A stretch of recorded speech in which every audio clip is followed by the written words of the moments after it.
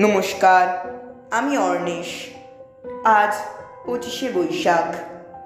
আজ আমাদের সকলের প্রিয়, আমাদের প্রাণের ঠাকুর রবি ঠাকুরের জন্মদিন। তাকে শ্রদ্ধা ও প্রণাম জানিয়ে আমার আজকের বিশেষ নিবেদন আমার লেখা স্বরচিত কবিতা বাংলার ঠাকুর।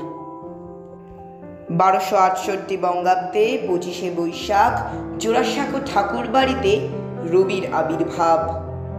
ঘরের মাঝে থেকে গৃহশিক্ষকের কাছে শুরু পড়াশোনা, তার সাথে চলে ছোট গল্প, কবিতা রচনা, বিভিন্ন কাব্য, বিভিন্ন গান, বিভিন্ন গল্পগুচ্ছে।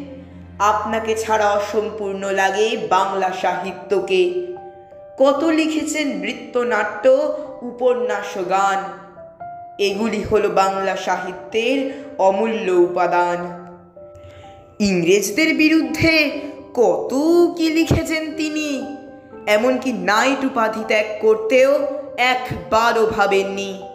ছোটবেলা থেকে শুনে এসেছি রবীন্দ্রনাথের গল্প, ভেবে খালি অবাক হতাম তিনি কত কি জানত। তিনি হলেন বাংলার গর্ব, তিনি হলেন বাংলার প্রাণ।